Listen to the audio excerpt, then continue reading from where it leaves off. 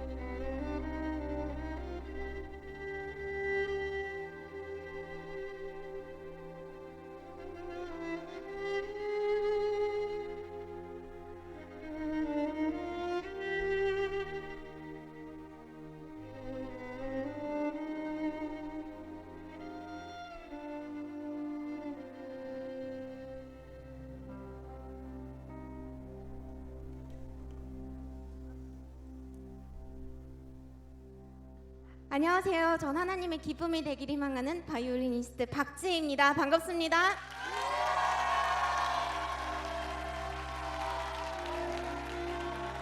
감사합니다. 이렇게 열심히 뜨겁게 박수 보내주시는 것과는 달리 사실 우리가 사는 이 세상 하루하루가 가끔씩 너무 힘겨울 때도 있잖아요. 오늘 그래서 혹시 그런 무거운 발걸음을 하신 분이 계시다면 정말 힘을 얻어가고, 그리고 절망 가운데 괴로워하시는 분이 있다면 오늘 이 시간으로 분명 상황은 바뀌지 않을 수도 있어요. 하지만 하나님의 관점에서 세상을 바라보는 그 견해가 바뀌어지는 그런 귀한 시간이 되었으면 정말 좋겠습니다. 그래서 방금 겨울이라는 곡을 세계에서 하나밖에 없는 버전으로 연주하며 시작했는데요. 바로 이어서 지금 연주해 드릴 곡은요, 베토벤의 멜로디를 가지고 새롭게 한번 만들어 본 곡인데요, 인생은 드라마다 라는 곡입니다.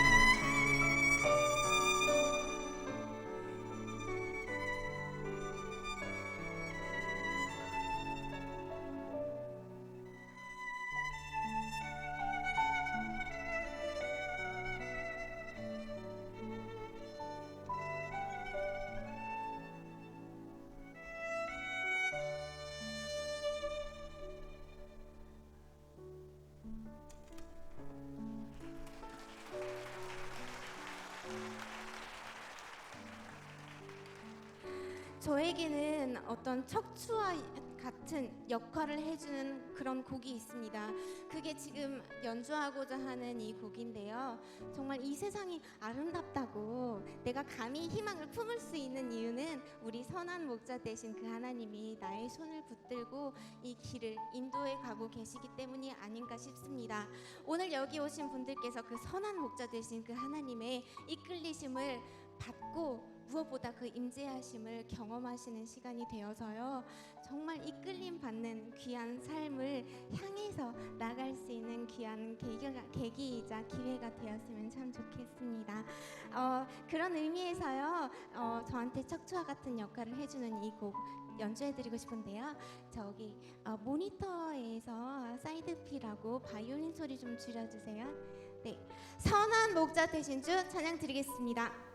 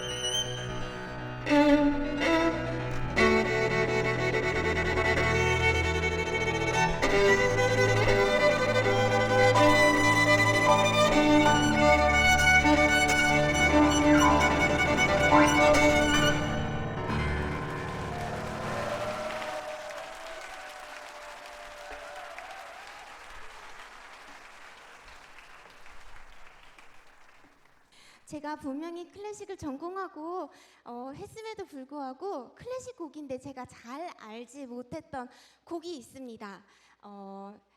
근데 제가 어떤 한 장면을 보고 이 곡이 정말 제 인생곡이 되어버렸어요. 피겨의 불모지라고 불리는 우리 대한민국에서요. 세계 최고의 선수가 등장할 때 세계 최고의 선수로 등극하는 그 순간 함께했던 그런 곡 중에 하나인데요. 이 곡을 보면서 그 선수 뒤에 숨어있는 피땀과 눈물 그리고 막 그 간절한 갈망함이 저한테는 엄청난 도전이 되었습니다. 그래서 이 곡을 들을 때마다 아니 연주할 때마다 제가 식어버린 그 제 꿈이 있다면 그 조금 죽어버리고 빛이 바래버린 그 비전이 있다면 그게 항상 다시금 생기 있게 피어나는 그런 경험을 항상 했었던 것 같아요. 오늘 여기 여러분들께 바로 이 곡을 그리고 이 도전을 이 희망을 그리고 이 열정을 전달드리고자 합니다. 김연아 선수가 이 곡에 맞춰서 세계 선수권 대회에 나갔었는데요. 생상의 댄스 마카브레 연주하도록 하겠습니다. Representing the Republic of Korea, Yuna Kim.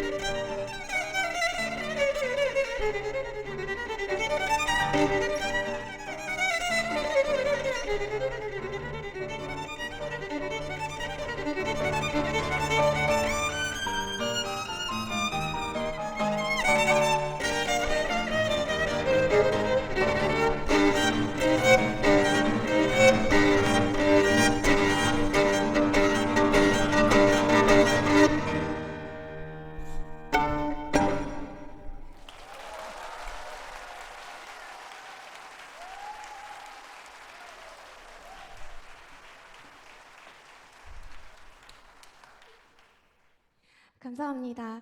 저는 이렇게 바이올린을 연주하는 바이올리니스트입니다. 더군다나 이제 독일에서 태어났다고 하니까 뭔가 막 있어 보이나 봐요. 근데 독일이 한국 정말 그 어떤 지방을 가봐도 독일처럼 그렇게 낙후된 곳이 없는 것 같아요. 정말 촌이거든요. 근데 저는 거기서 태어나서 자랐음에도 불구하고 어딘지 모르게 항상 주눅이 들어 있었던 것 같습니다. 제가 항상 갖고 다니는 어떤 사진이 있는데요. 이 사진을 보면은 제 친구들이랑 찍은 거예요. 분명히 걔랑 나랑은 똑같이 여기서 다녔어요. 처음부터 학교를. 근데 네. 여기 가운데 있는 사진인데요. 제가 일부러 저런 사진을 한번 골라봤습니다. 약간 오징어처럼 나왔잖아요. 왜냐면 제가 바라보는 저의 모습이 저랬거든요. 항상 아이들은 막 얼굴도 주먹만 해요. 근데 다리는 엄청 길어요 또. 되게 예쁘고 막 나는 코가 어디에 붙었는지도 모르겠는데 걔네는 콧대가 그냥 눈에서 이렇게 보일 정도로 높아요. 항상 그런 데에 컴플렉스 있고 그리고 무엇보다 그런 딱 외모에서 너는 이방인이야, 외국 사람이야 라는 걸 항상 말을 해주는 것 같았습니다. 그래서 그 사회에 완벽하게 속할 수가 없다는 그런 마음에 어딘지 모르게 항상 외롭고 소외되고 그리고 주눅이 들어 있었던 것 같습니다. 하지만 한 걸음 한 걸음 하나님은 세계적인 바이올리니스트를 꿈꾸는 저한테 하나하나 채워주시기 시작했고, 뭐 예를 들면 이런 악기도 나중에 이야기를 하겠지만 정말 그 심사위원들한테 콩깍지를 씌우셔서 손에 들려주시고, 그리고 최고의 교육을 무상으로 받을 수 있도록 그렇게 길을 열어주시고 다 채워주셨어요. 그런데 중요한 건 그렇게 사람들이 부러워할 만한 거, 내가 정말 얻고 싶었던 거 얻었다고 해서 저한테 행복이 지속되는 건 아니더라고요. 그냥 그때 잠깐 행복하고 마는 거지. 오히려 이제는 내가 그렇게 꿈꿨던 악기도 손에 들려 있고 그렇게 꿈꿨던 최고의 선생님께도 배우게 됐고 막 그런 찰나에 너무 심각한 우울증에 제가 빠졌습니다. 세상적으로 볼 때는 이게 우울증에 걸릴 타이밍이 아니에요. 근데 매일매일이 저한테 버거워지기 시작하고 내일이 돌아오는 게 두려워지기 시작했습니다. 완벽한 무기력증이라는 게 바로 이런 거구나 라는 거를 매일매일 깨닫는 그런 날들이 돌아옵니다. 독일이기 때문에 누구 친가 친척 아니면 이웃 사촌 가서 좀 내가 너무 힘들다고 이런 거 나눌 수 있는 그런 상황은 아니었던 것 같아요. 하나밖에 없는 딸이 다른 것도 아니고 이런 우울증이라고 걸려서 스스로 망가뜨리고 자신의 삶을 포기하는 그 모습을 세상에 어떤 부모가 그냥 두고만 보겠습니까? 저도 힘들었지만 당시 저희 엄마는 제가 기억하는 모습으로는 매일 울고 계셨어요. 그때까지만 해도 한 번도 엄마는 누구한테 굽신거린 적이 없었던 것 같습니다. 70년대에 독일에서 바이올린 전공을 한다고 유학을 하셨어요. 그러니까는 커리어 우먼이었고 제가 기억하는 엄마의 모습은 항상 당당하고 어떻게 보면 도도했습니다. 그런데 그 엄마가 그냥 24시간 울면서 기도하기 시작하는 거예요. 왜냐하면 더 이상 남아있는 방법이 없었기 때문입니다. 마지막 지푸라기라도 잡는 심정으로 붙잡았던 거, 아니 붙잡을 수 있었던 거는 이제는 기도밖에 없었던 거예요. 분명히 하루 종일 언젠가는 딱 기도를 시작하고 눈을 뜨고 보니까 16시간이 지나 있더래요. 너무 마음이 어떻게 주체를 할 수가 없으니까 매일매일 억장이 무너졌다고 하는데, 그렇게 기도를 하다 지치면 울부짖는 흐느끼는 그런 노래들이 있었습니다. 분명 엄마는 그렇게 매일같이 기도했음에도 불구하고 바로 옆방에서 문 잠그고 들어가서 나오지도 않았던 저는 상태가 과연 좋아졌을까요? 처음에는 전혀 아니었습니다. 그런데요, 어느 순간 정말 위험한 그 고비고비들이 막 마음속으로 충동적으로 일 때 너무 다행인 게 어떤 너무 단순한 그런 노래들이 머릿속을 맴돌기 시작했습니다. 이 노래들은요, 막 굉장히 수준 있는 그런 클래식의 가곡도 아니었고요. 바하나 이런 막 신금을 울린다는 심오하다는 그런 곡들 또한 아니었습니다. 이 곡은 엄마가 기도하다 지치면 울부짖는 건지 흐느끼는 건지 알 수 없는 형태로 부르짖었던, 읊었던 그런 찬양이었습니다. 오늘 어떤 상태로 이 교회에 오셨는지 모르겠습니다. 어떤 기대감을 안고 오셨는지 모르겠습니다. 저는 그렇습니다. 어떤 대단한 무대보다도 이렇게 교회에서 내가 진심으로 온 마음을 다 바쳐서 연주하고 찬양 드리고 영광 돌려드리고 무엇보다 은혜 받는 이 자리가 그 어떤 자리보다 기쁘고 감사하고 영광스럽게 생각합니다. 오늘 이 자리에서도 이 시간에도 하나님이 역사하셔서 오직 하나님 홀로 영광 받으시고 무엇보다 이 찬양을 내가 그랬던 것처럼 통로 삼으셔서 여러분들께서 지금 또 여러분의 손을 붙들고 계시는 그 하나님의 무한하신 사랑, 은혜, 축복 그리고 아울러 위로와 회복을 그거를 모든 걸 누릴 수 있는 주인공이 되시기를 간절히 바라면서요. 제가 힘을 얻고 위로를 얻었던 이 찬양 여러분 모두와 공유하고 싶습니다.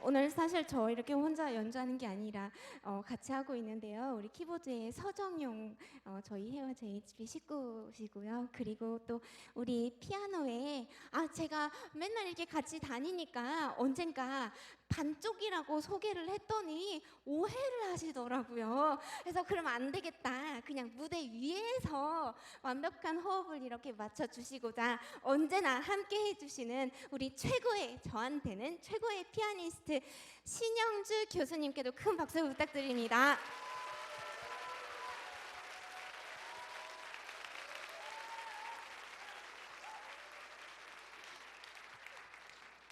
감사합니다.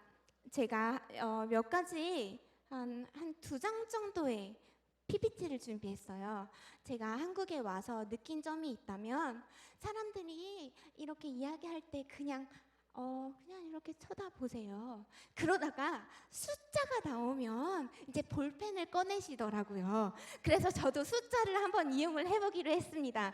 세계에서 가장 비싼 악기가 얼마나 될까요? 3억. 또 100만 원. 네. 제가 그래서 그 명확한 답을 드리기 위해서 인터넷에서 리서치를 해봤어요. 그랬더니 이건 조금 몇 년 된 그런 자료이긴 하지만 세계에서 가장 비싼 악기, 이 악기가 2위라고 해요. 2위인데요. 실제로 거래된 거래 가격이 당시에 1,600만 불, 한국 돈으로 약 185억에 낙찰이 됐다고 합니다. 근데 이 악기가 보면은 악기는 누가 만들었느냐, 그게 제일 중요해요. 이상하게 18세기 그 정말 조그마한 촌, 이태리 촌에서 만든 그 악기의 소리를 지금까지도 사람들이 재생을 못 시켜내고 있는 거예요. 그러니까 그 희소성의 가치를 인정받고 정말 가치가 있잖아요. 그래서 매년 이렇게 가격이 막 껑충껑충 뛰고 있나 봅니다. 그리고 좀 흥미로운 1위가 있어요. 그 다음 PPT 틀어주세요. 이게 지금 현존하는 악기 중에 가장 비싸다고 하는데요. 2천만 불이래요. 근데 중요한 사실이 뭔지 아세요? 아직까지 한 번도 거래가 된 적이 없는 악기라는 점입니다. 소리로 판단을 할까? 사실 그건 아니라는 이야기가요. 이 악기는 누군가한테 그 2천만 불을 받고 팔려나간 적이 없어요. 하지만 1, 2차 대전을 걸치면서 18세기 이태리의 과르넬이나 스트라디바리 가문에서 만들어진 악기가 훼손되었습니다. 근데 이 악기는 당시에 영국, 한 박물관에 비치가 되어 있으면서 지금까지 훼손되지 않고 최상의 컨디션으로 지켜져 왔다는 거예요. 그래서 이 악기가 가장 마켓에 나왔을 때 시장에서 가장 비싸게 낙찰이 될 것이다 하는 그런 기대 심리 때문에 랭킹 1위더라고요. 그래서 오늘 제가 이걸 이렇게 보여드리는 이유는요. 방금 2위였던 실제로 거래됐던 악기 중에 가장 비싼 악기인 1,600만 불이 된다는 그 과르네리 가문에서 만들어진 악기가 사실 제가 들고 있는 악기도 그 가문에서 만들어진 악기인데요. 그 아까 보여드렸던 악기는 1741년산이고 이제 제 건 1735년산인데 과르네리 가문에도 이제 몇 명 식구가 같이 만들었어요. 그래서 그게 조금 나뉘긴 하지만 그 가문에서 만든 악기를 세상에 저 같은 사람이 어떻게 들고 있을까요? 저는 그 이야기를 말씀드리고 싶어서 이 긴 서론을 말씀드렸습니다. 독일에서는요, 1년에 한 번씩 아주 치열한 오디션을 통해서 이 악기를 마음껏 독일의 국보급 악기를 이거 누가 개인적으로 사겠어요. 근데 독일 국보급 그런 악기들을 막 쟁탈전을 벌이는 거예요. 요새 막 오디션 프로그램 많잖아요. 그런 식으로 막 서바이벌이에요. 그래서 처음에 입상을 하면 심사위원들이 등수 순으로 좋은 악기부터 이렇게 배정을 해줍니다. 근데 저는 어렸을 때부터 막 기도할 때는 생생하게 그리면서 기도하라고 배웠어요. 막 엄마가 바이올린이시니까 집에 그 앨범 이런 게 많았을 거 아니에요. 거기 열어보면은 그 사람이 어떤 악기로 갖고 연주를 했는지가 나와요. 그거 들어보면서 하나님 이 스트라디바리라고 하는데 제가 듣기엔 좀 너무 날카롭네요. 그리고 어떤 악기는 이것도 스트라디바리인데 조금 저는 좀 얇은 것 같아요. 그러면서 듣다가 하나님 저는 과르네리가 좋겠어요. 그러면서 과르네리도 그냥 과르네리 아니고 내가 엄마 아빠를 보니까 그 외국 사람들에 비하면 키가 작았을 거 아니에요. 그러니까 나도 작을 것 같은데 이왕이면 주실 때 악기 이 폭도 조금 작은 걸로, 그래서 손가락이 작은 제가 갖고 연주하기 쉬운 걸로 주세요. 막 이렇게 하나하나 누가 준다는 사람이 없는데 그렇게 유치원 때부터 기도를 했습니다. 참 제가 생각해도 허무맹랑해요. 그런데 그러다가 제가 그 콩쿠르에 나갈 수가 있는 자격 조건이 채워졌고요. 나갔을 때 어떻게 30살까지 한꺼번에 나가는 그 콩쿠르에, 더군다나 누가 봐도 저는 어느 한 구석 여기 독일 사람처럼 생긴 구석이 없어요. 근데 그런 저한테 독일의 국보급 명기를 아무 조건 없이 준다는 거는 있을 수가 없는 일입니다.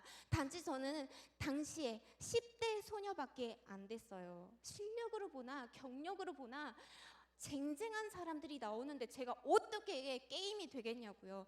하지만 하나님은 그 현실 감각 제로인 어린아이가 드렸던 기도마저도 한마디도 땅에 떨어뜨리시지 않으시고 들어주시는 하나님이셨습니다. 그러다가요 1년에 한 번씩 원래는 처음부터 콩쿠르를 치러서 붙으면 1년을 계약을 연장받아 더 사용할 수가 있고, 떨어지면 악기를 그 자리에서 두고 나와야 되는 그런 불상사가 벌어집니다. 그렇게 매년 피가 말리는 전쟁을 통해 저는 11년 동안 사용을 할 수가 있었는데요. 그 와중에 저는 그 좋은 악기를 들고 받아 누리고 있으면서 우울증에 빠졌던 거예요. 정말 1분 1초를 악기를 손에 들고 있을 수가 없었습니다. 천근만근 무겁게 느껴졌고 도무지 내 안에서 노래가 나오지 않아서 도무지 연습조차도 할 수가 없었습니다. 그런데 그런 제가 어떻게 그렇게 치열한 콩쿠르를 나가서 싸울 수가 있겠습니까? 다 포기하게 되더라고요. 포기하는 데까지도 얼마나 오래 걸렸는지 모르겠어요. 포기하고 편지를 보냅니다. 그리고 당시에 미국 유학이라는 꿈도 있었어요. 근데 미국은 비싸잖아요. 그래서 에라이 모르겠다 하고 국비 장학생을 뽑는 그 나라의 어떤 기관에 제가 제 서류를 넣었어요. 다시 말씀드리지만 저는 어느 한 구석 독일 사람처럼 생긴 곳이 없습니다. 그런데 거기서도 심사위원들의 콩깍지를 씌우셔서요. 미국으로 가는 모든 전액 장학금은 받았지만 그 외에 생활비 같은 것들을 전부 독일에서 대주는 그런 국비 장학생으로 뽑히게 되었습니다. 그리고 미국의 인디애나 주립대학원에서는 전액 장학금도 제안을 받게 됐어요. 그리고 나서 제가 그렇게 우울증이 걸린 거예요. 한쪽 손에는 국보급 연기가 들려있고 다른 한쪽 손에는 전액 장학금에 국비 장학생까지 되어서 모든 거를 넉넉하게 약속을 받았는데 그러고도 저는 하루하루 살 수가 없어서 모든 것을 내려놓고자 편지를 보냈다는 거예요. 이 독일 장학 콩쿠르, 악기 장학 콩쿠르에는 내가 도무지 연습조차 할 수가 없습니다. 1분 1초를 할 수가 없습니다. 그냥 아무것도 숨기지 않고 내가 우울증에 걸려서 아무것도 할 수가 없다고 썼습니다. 그래서 이번 돌아오는 콩쿨 때도 나는 나갈 수가 없습니다. 그리고 미국에는요, 저 우울증이 걸려서 도무지 미국을 갈 수가 없어요 라고 썼습니다. 돌아올 대답은 한 가지였습니다. 알겠다, 악기 돌려줘라, 이런 거잖아요. 제가 방금 연주했던 천부여 의지 없어서라는 노래는요, 내가 도무지 할 수가 없어서 두 손 들고 나온다는 그런 내용입니다. 저의 절규가 담겨있는 이 노래는요, 어떻게 보면 이때의 이야기를 고백을 하고 있는 것 같습니다. 저는 정말 할 수가 없어서 전부 내려놓았습니다. 포기했습니다. 제 자신을 자포자기 했습니다. 그런데요, 그쪽에서 답이 오기를, 저는 악기 이제 돌려달라고 하고 장학금도 그럼 없던 걸로 할게 하면 악기도 없지, 다닐 학교도 없지, 그냥 제 삶을 정말 포기하려고 했습니다. 그런데 그쪽에서 온 답변은요, 내가 그런 상황에 놓인 거를 너무 안타깝게 생각한다고요. 하지만 언젠가 내가 다시 일어날 거를 믿어 의심치 않는다고. 그리고 그렇게 일어났을 때 누구보다 이 악기를 필요로 한 사람이 될 거라는 거를 믿고 응원한다는 표시로, 정말 예외지만 이 악기 받고자 정말 줄을 서서 연주자들이 기다리고 치열한 경쟁을 펼쳐야 하지만 예외로 그냥 1년 더 연장해 줄게 라는 답변이 왔습니다. 그리고요,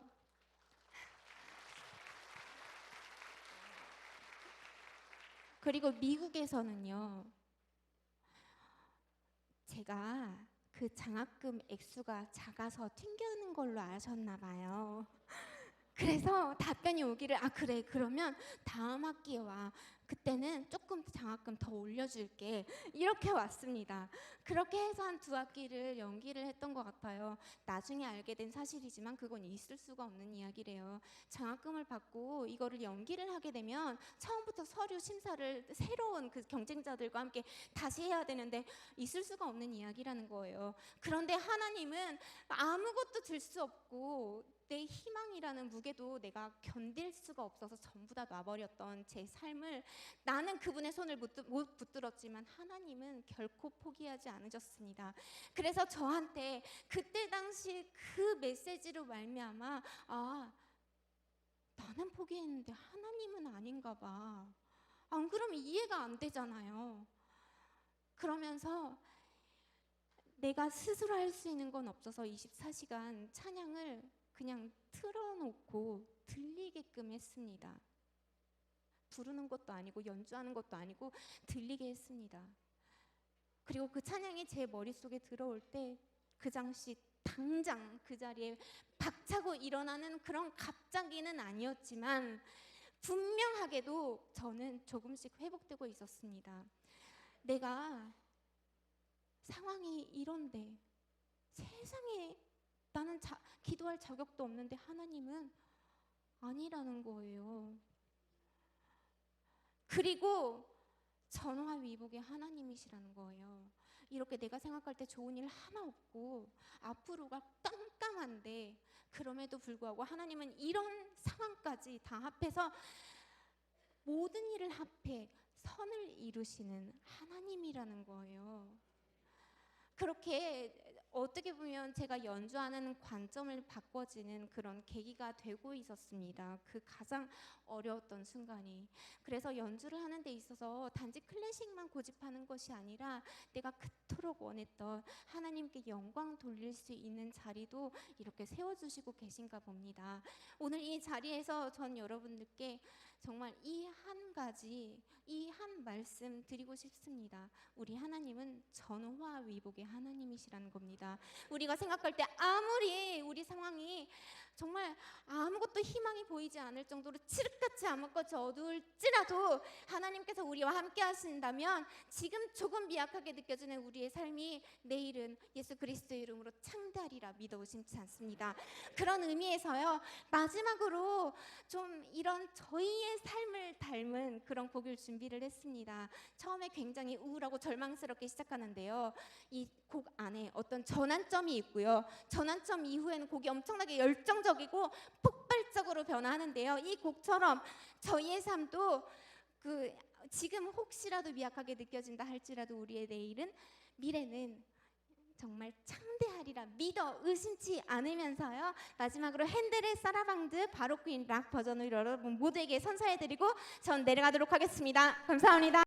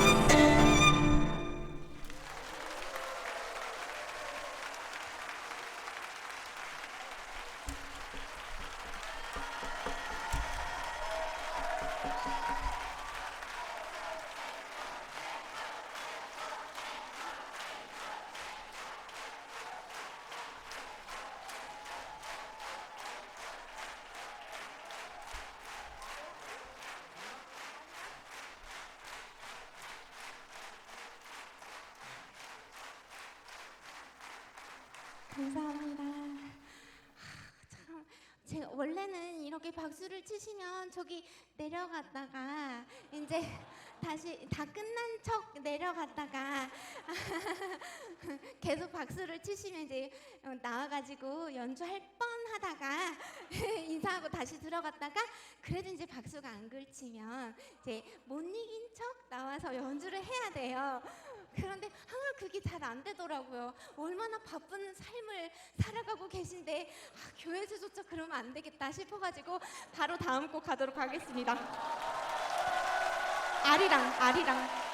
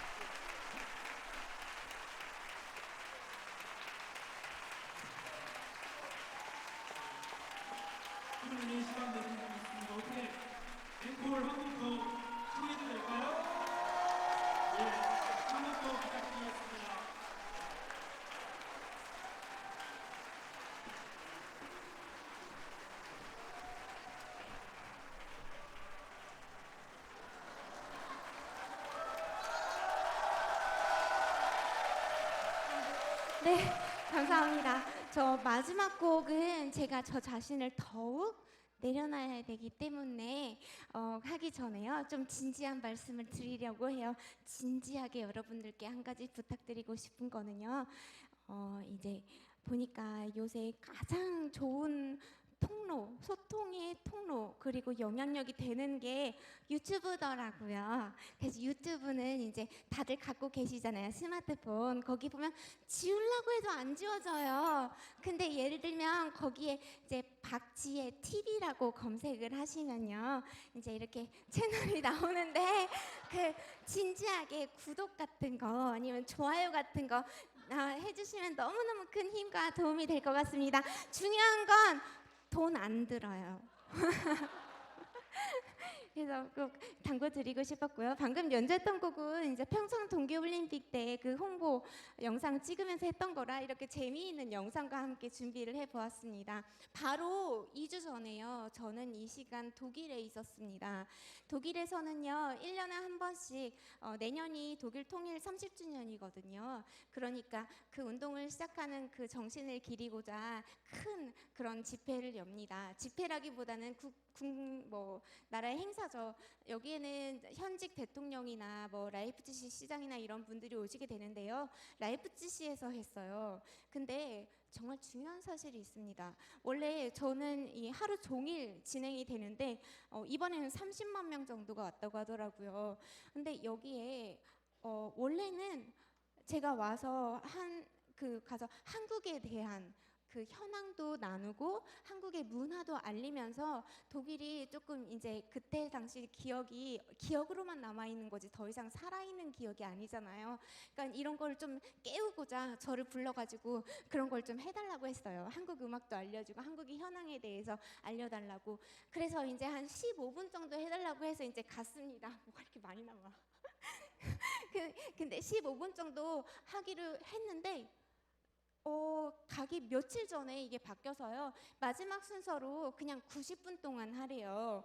그래서 이제 갔습니다. 그래서 저는 나름 열심히 기도하면서 곡 중간중간 하면서 아리랑도 하고 클래식도 하고 찬양도 하면서요. 한국을 위해서 기도해 달라고 계속 그렇게 부르짖었습니다. 저한테는 어떠한 정치적 성향이나 이런 것도 없고요. 단지 지금 기도할 때가 맞는 것 같아서 정말 많은 사람들이 기도해 줬으면 좋겠다 하는 어필을 엄청 열심히 했어요. 그런데 이제 제가 여기를 왔잖아요. 중요한 사실은 이 모든 행사가 라이프치히에 있는 어떤 교회 중심으로 이루어졌습니다. 왜냐하면 이 통일운동이 시작한 게 교회였기 때문이었습니다. 뭐 통일이 뭐 어떻게 거기에 대해서 제가 코멘트를 할 수는 없지만 하지만 어쨌든 이 교회가 독일에서는 어떤 선한 영향력을 행사했던 게 맞는 것 같아요. 우리 자신을 위해서, 이웃을 위해서 기도하는 것도 중요하지만 우리 목포 사랑의 교회처럼 이렇게 이 도시를 대표하고 이 도를 대표하는 우리 교회가 정말 좋은 선한 영향력의 중심이 되고 그리고 우리 모두가 앞장서서 한국을 위해서 기도할 수 있었으면 정말 좋겠습니다. 그런 의미에서 이제 마지막 곡은 이 진지함과 다르게 그냥 내려놓고 조금 네, 여러분들의 기쁨과 흥겨움에 충만함을 드리고 싶은데요. 이 곡은 원래 가사가 있어요. 근데 가사를 제가 조금 개사를 했습니다. 그게 좀 필요할 것 같아서요. 그래서 이 곡 혹시 아시는 분 계시다면요, 함께 노래 불러주시면서요, 정말 무조건 하나님만 바라보고 달려가겠다. 그리고 하나님이 나와 함께 하신다면 내게 능치 못할 일이 없으리라 하는 그런 바로 그 고백의 주인공이 되리라는 다짐과 함께 저는 이 곡으로 인사드리고 내려가도록 하겠습니다. 감사합니다.